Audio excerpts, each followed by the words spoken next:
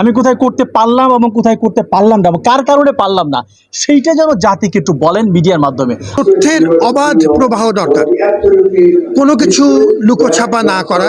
খোলা মাঠে প্যান্ডেলের নিচে হতে পারে ভোটের ব্যবস্থা করার জন্য কালো টাকা ও পেশি শক্তির প্রভাব এই নির্বাচনে না থাকে।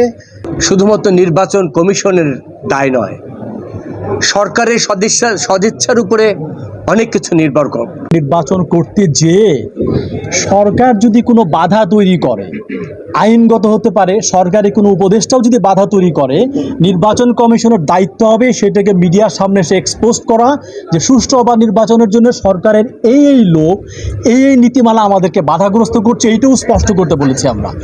এবং আমরা বলেছি যে জাতিগত এবং ধর্মীয় সংখ্যালঘুরা তারা একটু কুঁকড়ে আছেন, ছোট হয়ে আছেন, তারা যেন ঠিকমতো ভোট দিতে পারেন এবং ভোট দেওয়ার পরে নারী এবং জাতিগত ধর্মীয় সংখ্যালঘুরা যেন নিরাপদে বাড়ি ফিরতে পারেন, এটাকে একটা প্রধান কনসার্ন ব্যক্ত করতে বলেছি। আর সবচেয়ে সবাই মিলে যেটা বলেছি যে কী দরকার, আসলে সবচেয়ে দরকার হচ্ছে সাহস এবং হচ্ছে মেরুদণ্ড। এটা যদি থাকে, আমি কোথায় করতে পারলাম এবং কোথায় করতে পারলাম না, কার কারণে পারলাম না, সেইটা যেন জাতিকে একটু বলেন মিডিয়ার মাধ্যমে। আর যেহেতু আমি মিডিয়ার ছাত্র, আমি বলেছি মিডিয়ার একটা অবাধ বিচরণ যেন থাকে, বুথ কেন্দ্র থেকে শুরু করে ভোটারদের জায়গা থেকে শুরু করে ইলেকশন ক্যাম্পেইনে সর্বত্র যেন মিডিয়ার একটা ভিজিলেন্স যেন তৈরি করতে পারে, এর মধ্য দিয়ে একটা ট্রান্সপারেন্সি তৈরি হবে। এইটুকু আমি খুব জোর দিয়ে বলেছি। আমাদের দেশে যেহেতু তুলনামূলকভাবে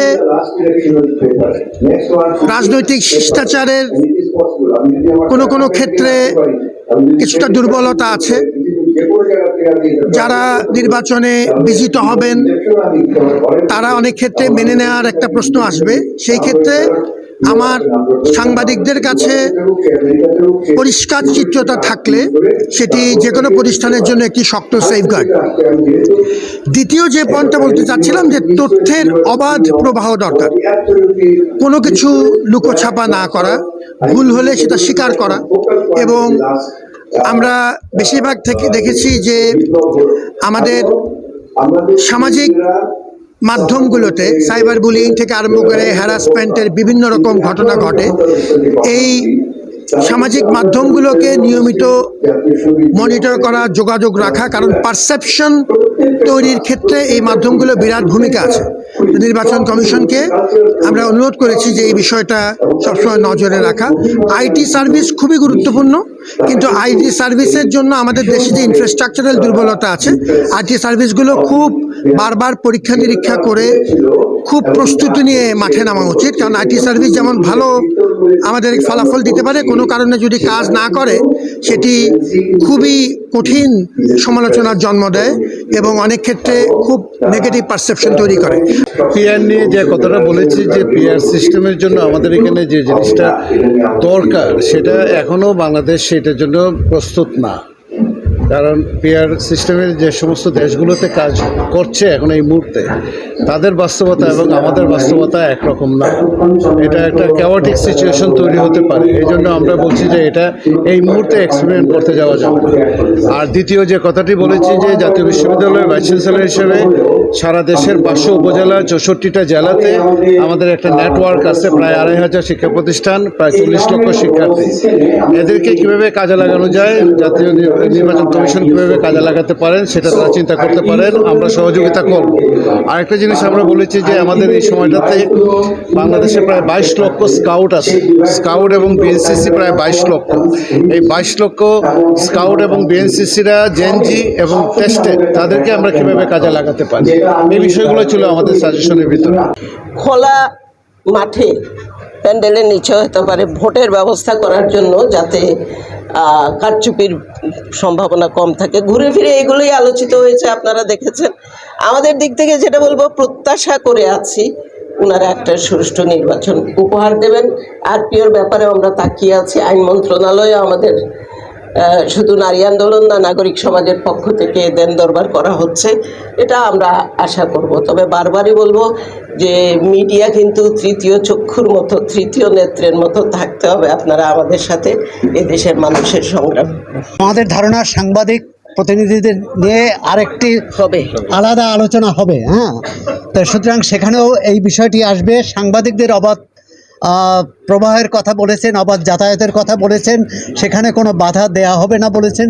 কিন্তু আমাদের যে দাবিটা এতদিন দেখে এসেছি যে সরকার নির্বাচন কমিশনের উপর খবরদারি করে, আমরা বলেছি নির্বাচন কমিশনকে এই শক্তি অর্জন করতে হবে, এই সাহস অর্জন করতে হবে, তারা যাতে সরকারকে খবরদারি করতে পারে। কারণ শুধু নির্বাচন কমিশনের পক্ষে সুষ্ঠু, অবাধ, স্বচ্ছ নির্বাচন করা সম্ভব নয় যদি না সরকার, রাজনৈতিক দল, প্রার্থী এরা সহযোগিতা না করে। কোনো পক্ষ থেকে যদি অন্যায় হয় তার বিরুদ্ধে কঠোর ব্যবস্থা নেওয়ার কথা বলছি। রাজনৈতিক গণতন্ত্রায়নের পাশাপাশি অর্থনৈতিক গণতন্ত্রায়নের কথা বলছি, যাতে করে কালো টাকা ও পেশি শক্তির প্রভাব এই নির্বাচনে না থাকে। এবং নির্বাচন কমিশনের সামনে কঠিন পরীক্ষা, এই পরীক্ষায় জয়ী হবেন কি হবেন না এটি তাদের বিষয়। জয়ী হলে সবাই অভিনন্দিত করবে, আর জয়ী না হলে পূর্বসূরীদের কথা মনে রাখতে বলছি। নির্বাচন করে জনগণ, জনগণের ক্ষমতায়নের জন্যই কিন্তু নির্বাচন। তারা বাছাই করবে যে তাদের প্রতিনিধি কে হবেন, কিন্তু সেই বাছাইয়ের যদি সুযোগ না থাকে, যেটা আমরা 24, 18 এবং 14 নির্বাচনে দেখেছি, এই নির্বাচনেও সেই বাছাইয়ের ক্ষেত্রে যদি কোনো ব্যত্যয় ঘটে, তাহলে কিন্তু নির্বাচন কমিশনকে শুধু কঠিন অবস্থার মধ্যে পড়তে হবে না, আগামী নির্বাচন যথেষ্ট প্রশ্নবিদ্ধ হবে এবং সেই নির্বাচন নিয়ে যে জনগণের আকাঙ্ক্ষা তার বিপরীতে যাবে। নিরপেক্ষ শান্তিপূর্ণ নির্বাচন হতে হলে শুধুমাত্র নির্বাচন কমিশনের দায় নয়, সরকারের সদিচ্ছার উপরে অনেক কিছু নির্ভর করে, রাজনৈতিক দলগুলোর সদিচ্ছার উপর নির্ভর করে। আমরা বলেছি যে এই সরকার প্রকৃত অর্থে একটি অবাধ, নিরপেক্ষ, সুষ্ঠু, স্বচ্ছ নির্বাচন চায় কিনা সেই ব্যাপারে নিশ্চিত করতে হবে। নির্বাচন কমিশন তারা যে বক্তব্য দিচ্ছে, কথা বলছে, সেটা তাদের মনের কথা না তাদের মনের বাইরের কথা। নির্বাচন কমিশন যদি সত্যিকার অর্থেই মনে করে যে নির্বাচন আমরা সুষ্ঠু করব, দলনিরপেক্ষ করব, শান্তিপূর্ণ, স্বচ্ছ করব, তাহলে এটা সম্ভব। কিন্তু তারা যদি কোনো শক্তি দ্বারা প্রভাবিত হয়, তাহলে সেটা সম্ভব না। আমাদের ভরসার জায়গা হচ্ছে জনগণ। নির্বাচন, আমাদের এক বন্ধু বলেছে, নির্বাচন করে জনগণ। তো আপনারা যারা মিডিয়া আছেন, আপনাদের দায়িত্ব সারা দেশের জনগণকে সচেতন করে তোলা এবং এই নির্বাচনে জনগণ যেন অতন্দ্র প্রহরীর মতন এই নির্বাচন সুষ্ঠু, নিরপেক্ষ, অবাধ হতে পারে, সেই ব্যাপারে জনগণ যেন ভূমিকা রাখতে পারে, সেই ব্যাপারে আপনাদের আহ্বান জানাই।